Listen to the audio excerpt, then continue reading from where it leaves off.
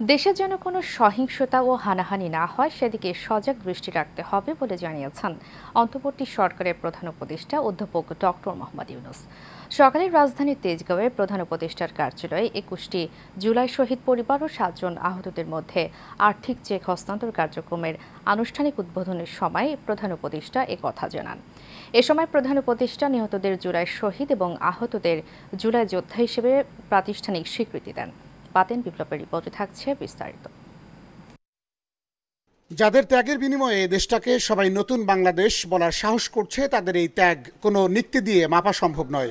জুলাই বিপ্লবের শহীদ ও আহতদের পরিবারের সামনে বক্তব্যের শুরুতেই প্রধান উপদেষ্টা ডক্টর মোহাম্মদ ইউনূস একথা বলেন। তিনি জুলাই গণ অভ্যুত্থানে আহত ও শহীদদের ইতিহাসের স্রষ্টা হিসেবে আখ্যায়িত করে বলেন, যে জাতি ইতিহাসকে স্মরণ করতে পারে না সে জাতি জাতি হিসেবে গড়ে ওঠে না। দুঃখের সীমা নাই এবং সেটা এখনই সমাপ্ত হবে না। আমরা কিভাবে ধাপে ধাপে করতে পারবো সেটাই হলো বিষয়।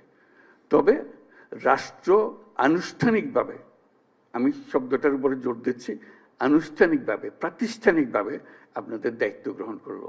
এর দিন সেই দায়িত্ব গ্রহণ করে নাই, আমরা মুখে মুখে কথাবার্তা বলতেছিলাম, ব্যক্তি হিসেবে কথা বলতেছিলাম, আজকে সেটা গ্রহণ করলো। শহীদ পরিবার ও আহতদের উদ্দেশ্যে তিনি বলেন, আজ থেকে তারা আনুষ্ঠানিকভাবে সরকারের অংশ হলেন। এটা প্রাতিষ্ঠানিক স্বীকৃতি। এর বাইরেও তাদের দায়িত্ব সমাজের সবাইকে গ্রহণ করার আহ্বান জানান প্রধান উপদেষ্টা। রাস্তা ভুল, যা করেছো মাপ চাও। তোমরা বিচারের কথা বলেছো, অনেক সময় বিচার তো হবে, বিচারের কাজ সরকারের দায়িত্ব বিচার করা। এবং তোমরা তাৎক্ষণিক বিচার চেয়েছো, এখানে অনেকে তাৎক্ষণিক এক্ষুনি বিচার চাই। বিচারের মুশকিল হলো যে তাৎক্ষণিক হয় না এই জিনিস, কারণ তাৎক্ষণিক হতে হলে অবিচার হয়ে যায়। বিচারের মূল জিনিসটা হলো এটা সুবিচার হতে হবে। ডক্টর ইউনূস আরো বলেন, সরকার অবিচারে নামবে না, যারা অপরাধী তাদের আইনের হাতে সোপর্দ করা হবে। তোমরা বলছো যে তার সরকারে আছে, আমি বলছি তোমার গ্রামেও আছে। শুধু সরকারকে দেখি আমি চলে গেলাম, ওই সরকারে আছে, তারা কিছু করতে পারতেছে না। তোমার গ্রামে আছে, তুমি কিছু করতে পারছো? তুমি তো দুঃখ করতে এসছো আজকে।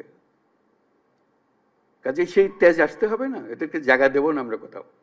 বৈঠকে মুক্তিযুদ্ধ বিষয়ক মন্ত্রণালয়ের উপদেষ্টা ফারুকী আজম, স্বাস্থ্য উপদেষ্টা নূরজাহান বেগম, তথ্য ও সম্প্রচার উপদেষ্টা নাহিদ ইসলাম ও প্রধান উপদেষ্টার বিশেষ সহকারী ডক্টর মোহাম্মদ সাইদুর রহমান উপস্থিত ছিলেন। বাতেন বিপ্লব, এশিয়ান টেলিভিশন, ঢাকা।